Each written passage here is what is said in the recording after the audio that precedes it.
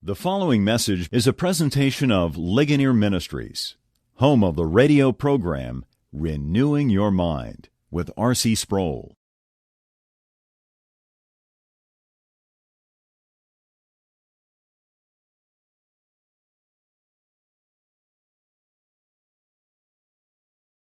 In Judaism and in Christianity, we have to deal with the record of the Old Testament, in which we read there of the instituting of holy war directly by God, where he commands his people in the conquest of Canaan to be involved in such a holy war. And again, that raises all kinds of questions about the credibility of the Old Testament sources. Let me remind you that the symbol of the Christian faith, of course, is the cross. The symbol of Islamic religion is the scimitar, or the sword. We often see Muhammad depicted riding on a horse, brandishing his scimitar.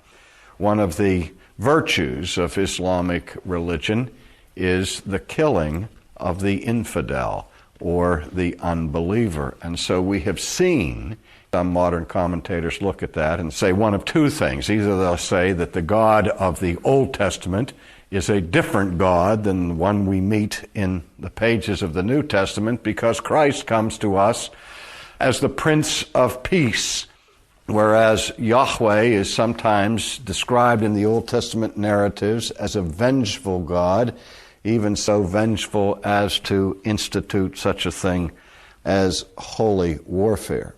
Now, later on in chapter 20, we have some of the material that is so difficult for us to handle. Beginning at verse 10, now you notice that in this aspect of the warfare, there is, first of all, an offer of peace to the cities that are in the way of the advancing troops. And if the city surrenders, then they are to give tribute to Israel and become enslaved to them, but they are not to be destroyed. But in these other cities, if they resist the Israeli advance and refuse to come to terms of peace, then God commands them to lay siege to these cities and to kill every male in the city and plunder their goods.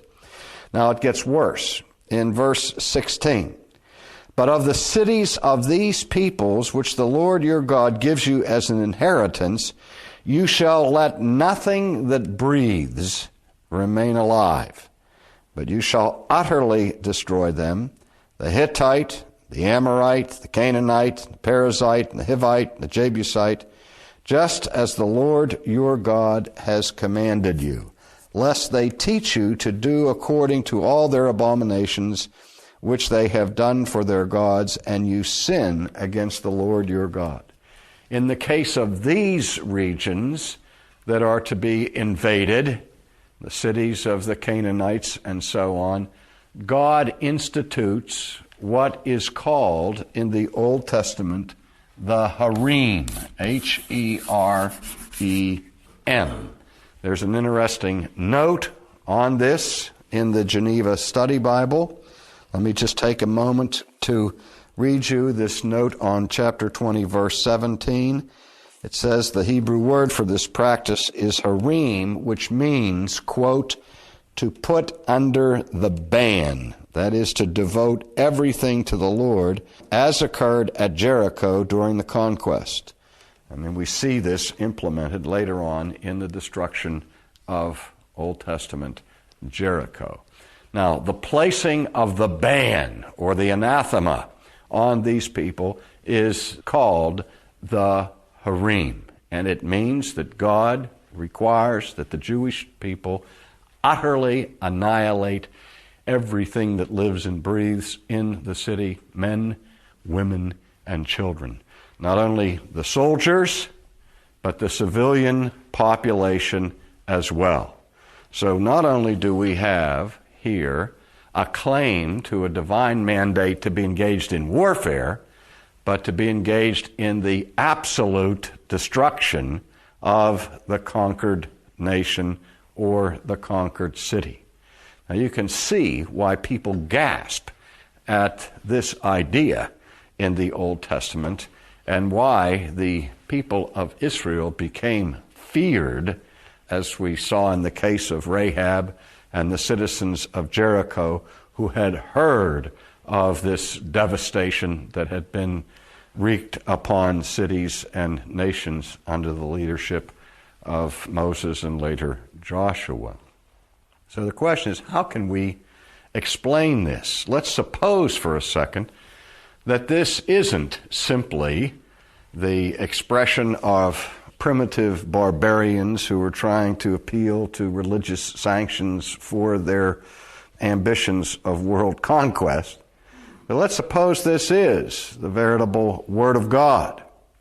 How does the Christian who believes that the Old Testament Scriptures are indeed the truth of God, how can we understand the rationale behind the institution of the hareem?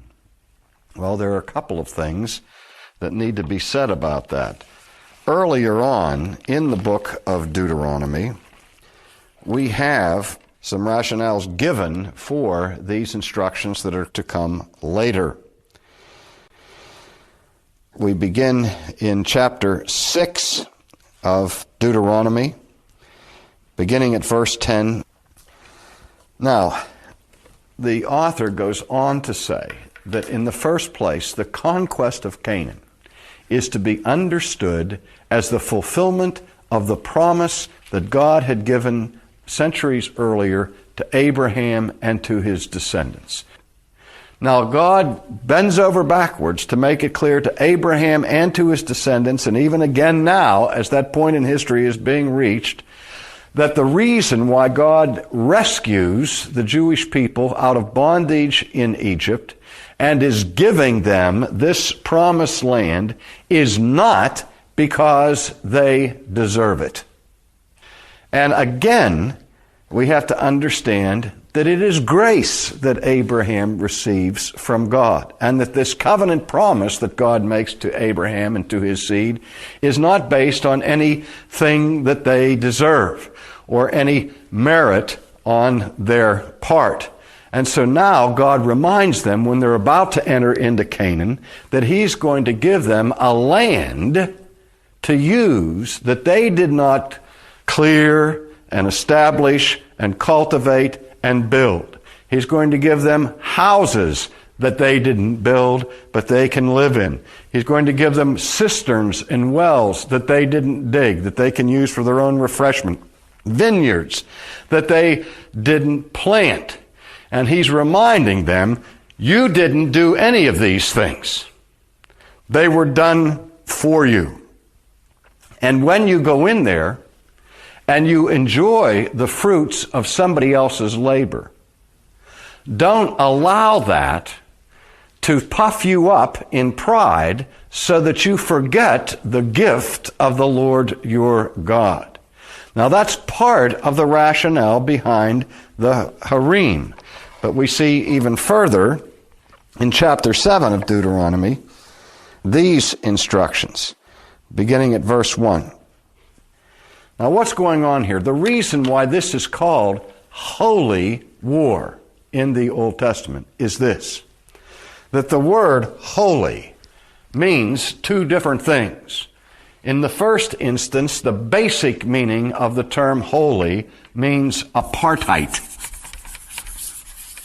You've heard that word in the news, which means apartness or otherness, separateness or transcendence.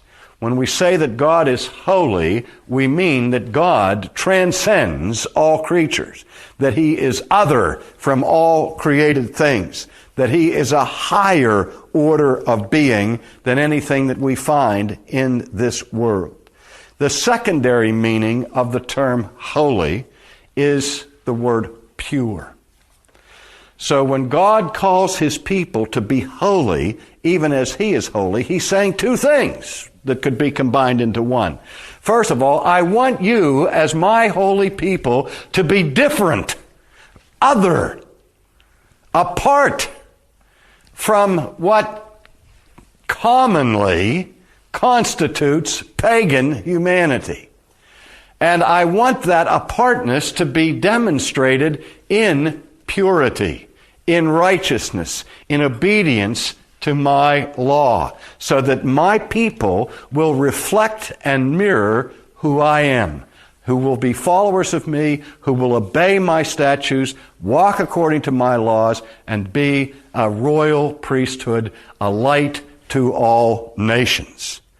Now remember, the first holy war that is instituted in the Old Testament occurs in the days of Noah, where God himself is the commander-in-chief, and he, by his military power of nature, annihilates and utterly destroys the whole population of the world as an act of judgment. Now when we see the invasion of Canaan, God makes it clear that he is using Israel as his arm of vengeance, as his instrument of cleansing and of purging the land.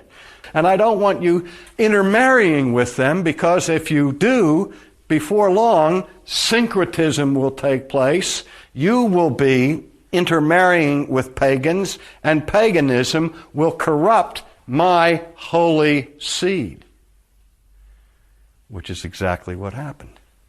Because Israel didn't consistently apply the hareem. But the purpose of this holy war was holiness. It was to sanctify the land, to sanctify a nation, that the mercy of God, the love of God, and the righteousness of God would be made manifest. I've often wondered what would happen to us if God would declare holy war on our own nation. We sometimes smugly assume that any time that we are in conflict with other countries or with other nations, that God must be on our side.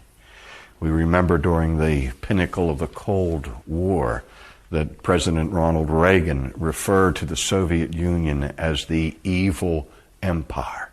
And the assumption was that if there ever would be a conflict between Russia and America, God would clearly be on our side. That's a very dangerous assumption to make, because we saw in the Old Testament what happened to Israel. God was on Israel's side in the initial invasion, but when Israel disobeyed their God, God raised up more wicked nations than Israel to punish Israel. This is what caused the prophet Habakkuk so much consternation, and other prophets in the Old Testament. How could God allow Israel to fall captive to the Babylonians, and so on? And so we need to be very careful in this age that we not just tacitly assume that God will always be on our side. He is on the side of those who obey him.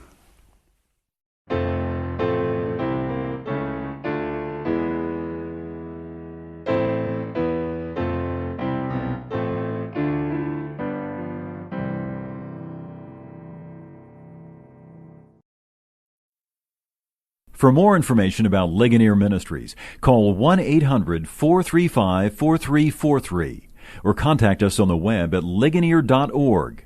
That's ligonier.org.